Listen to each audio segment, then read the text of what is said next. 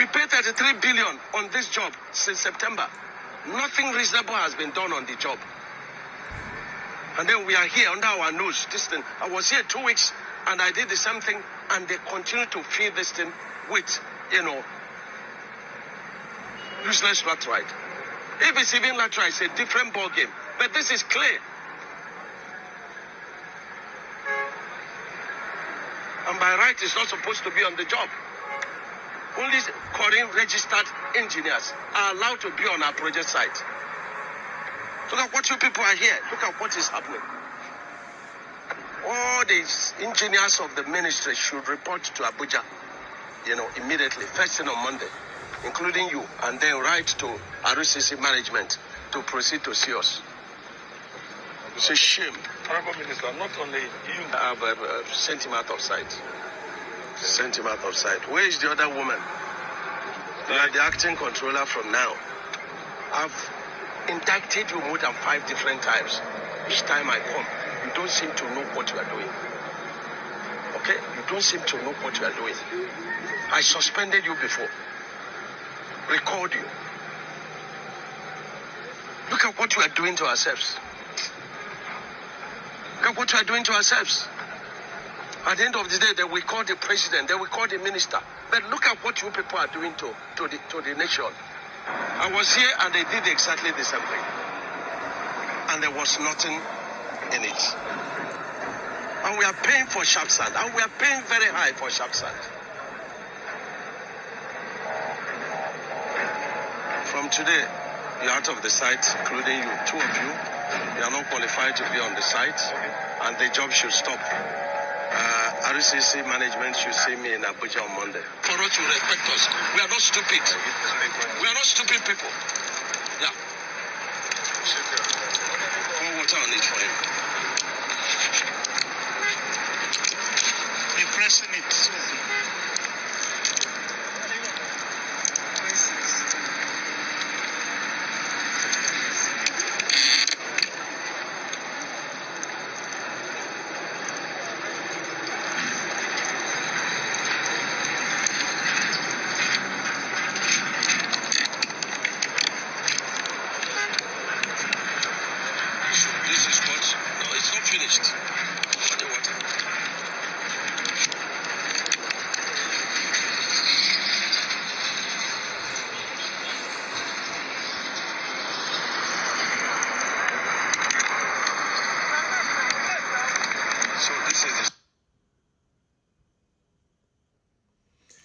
Yeah, so as you can see, that is the Honorable Minister of Works and Housing.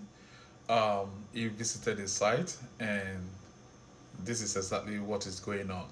Okay, I previously recorded this video, and I was told that my voice was over what was being said, and that is why I had to do it again. And now you have listened to it.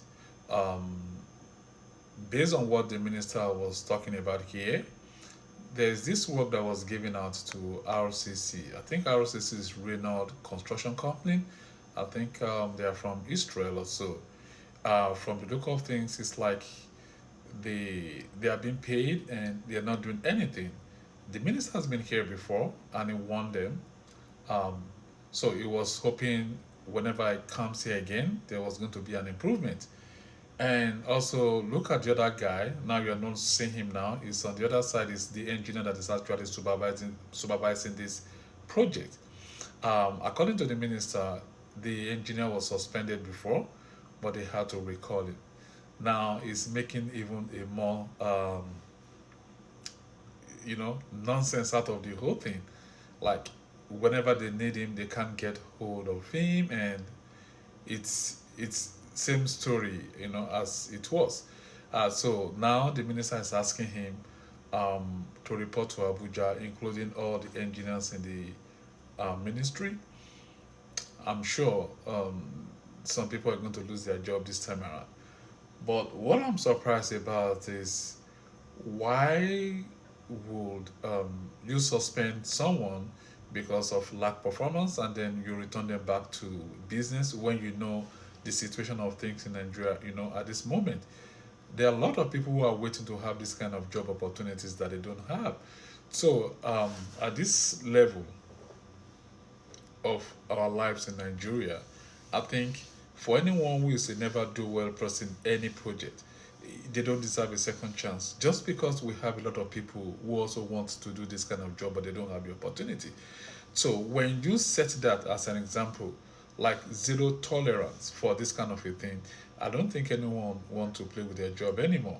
But as you can see, that is still playing out because they don't believe the government is going to take that kind of decisive action to stop this kind of a thing.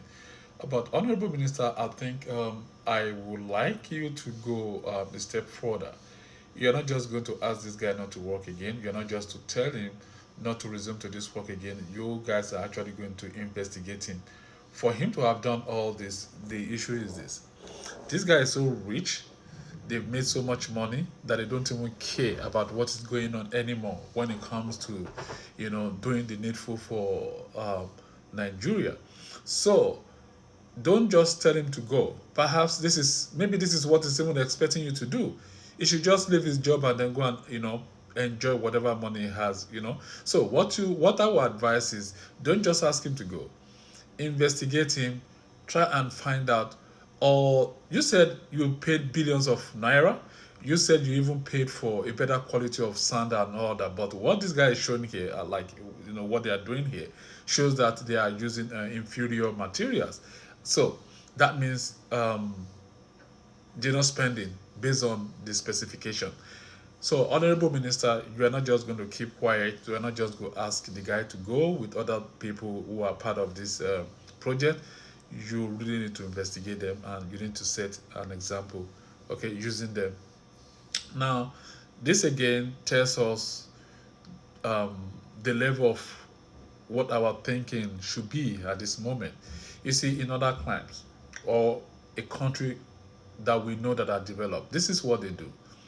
They will always set a priority date when a project is to begin. They will tell the people when they will start seeing the result. And in between this gap, right, there's a metric they go with. Okay, so for every stage of whatever that is going on, they come to check if the progress is positive or not. If it is not, then they find out what is going on and then they rework it again. That is what project management is all about. But I think before, what they do in Nigeria is they just roll out contracts, they pay contractors, and then they are just waiting for when the contractor will be done with the job, or when the contractor tells them, okay, we're done with the job. That shouldn't be the case. If you don't have a remote system, okay, that checks every developmental stage of whatever project you are running, then the best thing for you to do is look for personnel that will visit sites to see things physically, to see things themselves, and then they can report back to you. Okay? When they report back to you, then you can report back to the president. If things are not going the way you want them to go, find out why things are not moving. If anybody is culpable in the act, then you have to deal with them decisively. Like you told this guy, this I'm sure is from Israel, you told him we are not fools. Okay, and that is exactly, you don't just have to tell him. Let them see it in our action that we are not fools. Let them see it in an action that things are different now. It's not going to be as usual. So I love this, and I also want to say this, Mr. President, this is how you should run your government. Tell Nigerians what you are doing. Tell Nigerians when they will start seeing the dividend, so that Nigerians can follow you up on this. Okay?